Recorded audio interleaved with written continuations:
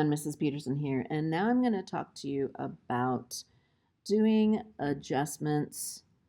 And we kind of played a little bit with this. If you're in AAVTC, remember I had you go to Canva and play around with the adjustments. And now I'm going to actually show you how that works in Photoshop. There's a lot you can do in Photoshop.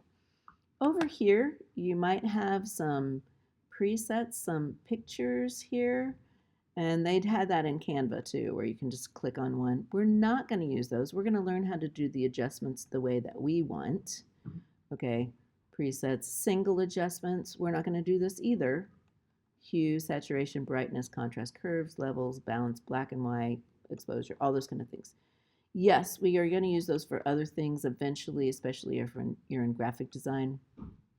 But what we're going to do, and this only works if you open this the way that I had you open it as a photo, where we dropped it in to Photoshop as a photo. It only works that way. If you opened a document and then imported a photo, this will not work. So you're going to go up here to filters up in the top menu bar, and you're going to drop down here to camera raw filter. So you're going to click on this camera raw filter. This did not happen in AAVTC, but it could have happened in commercial photography. When you open up a picture that you want to edit, it opens it up in Camera Raw, which is a sub-program inside of Photoshop. So if you took a picture in Camera Raw, which nobody in AAVTC did, but if you take a picture in Camera Raw, it will open up in this Camera Raw sub-program. So here it is opening up, and you see Photoshop is still here in the back, and then I have my Camera Raw here. It even says Camera Raw up here.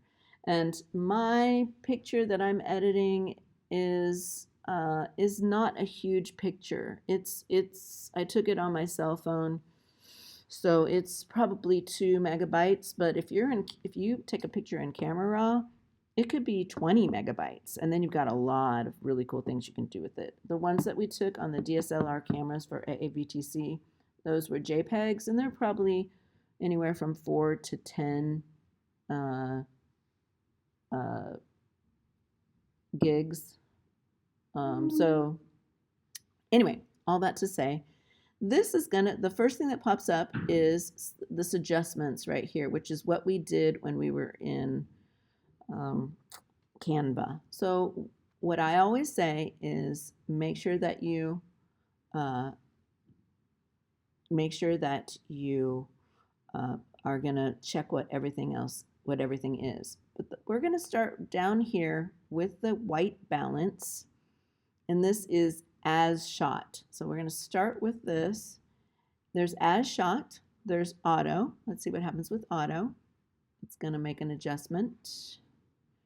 It made a little bit of adjustment there. Or I can do a custom. If I do a custom white balance, then I take this little color picker here and I look in the picture for something that's white. Okay, this looks white right here. If it's too white, it won't work, but let's see. So that one, they're saying that white is too white. It's because it's too bright. So that was a good example. So I'm going to pick something on her dress that is white, that I think is pretty white. And it adjusted it a little blue for me. So I'm going to try maybe this white down here, see if that works. Oh, see how it turned it yellow? I think the best adjustment I had was on her dress. So you kind of look at that and see, well, you're always going to look at the skin tone of the people. Again, this is my niece, so I know what she looks like. And if you were the photographer, you would know what that person looks like, right? Here's white on his flower. Let's see. That's not bad. Anyway, that's custom or as shot. So as shot, I think it's a little yellow. So I'm going to go ahead and change it to the, let's see what happens with auto. A little better. I'm going to go ahead and try, again, the custom. And I'm going to maybe try the white on his shirt. Oh, no. No, no, no. I like that white the best. It makes her dress look white, makes the sky look whitish. It was an overcast day, and her skin tone looks right. It's not too yellow or whatever. Okay, so now that I've done the white balance, I'm going to go up to these things. So then I go to exposure. Does her face look the way that it needs to be? So this was covered. It was outside, but they were covered. So I'm going to go ahead and bring the exposure. First I go all the way to the left. Oh, that makes it dark. Oh, I go all the way right, makes it white. And then I go in the middle and see how much I want to add to get her face about the color that I want. But you've got to look at everything behind her as well. So again, I always go all the way to the left to see what it does, and then all the way to the right to see what it does. So I'm going to go to contrast, go all the way to the left, don't like it, go all the way to the right, don't like it. I'm probably going to keep this in the middle, and if I can't get back to 0, I can always put a 0 on there. Highlights. So this is going to take out maybe some of that stuff in the sky. Not bad. I don't want to push it up, but I might pull it down because look at the dress. It brings more detail into the dress when I bring that down. Shadows, same thing. There's shadows down, don't want that. There's shadows up, but then they look kind of washed out. So I probably just, here's 0. I added a little bit, and I'm balancing between her and the background. Whites, bring it down, it looks grayish, bring it up. It's too bright for the background, so again, that background's going to be interesting. And blacks, no, somewhere in the middle. Okay, again, I'm still looking at her skin tone. So I just worked with light.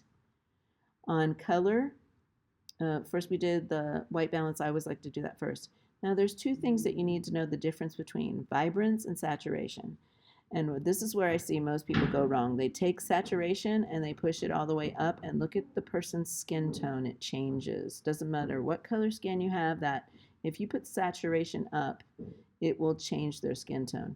If I bring saturation down, it takes all the color out. Okay, so I use saturation usually. I use saturation on objects, but not so much on people.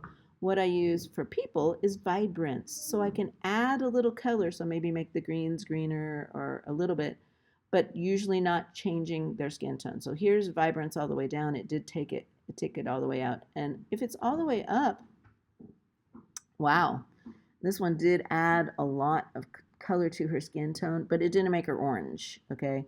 Her dress it's too much, right? So, but usually I just like to add just a little bit of vibrance, and you can see how now those colors pop in the background. Okay, I'm still not totally happy with this because I don't like the way that the sky looks, but for this tutorial, I'm going to leave at this. I don't usually use these at all. These are higher level effects, but every once in a while, y'all, I will vignette it. See how it kind of highlighted them in the middle.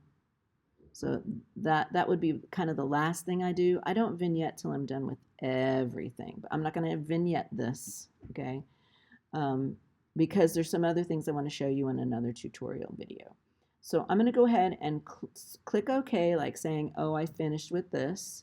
And now I'm going to show you, we have 2 layers here. Well, we have 3 layers.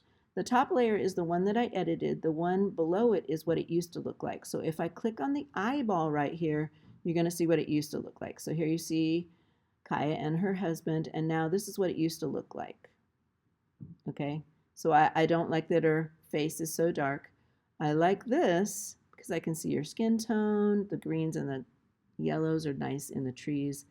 I probably would go back in there and play with it a little bit more. I think she might be a little bit washed out, but there is a good difference between this and this, okay?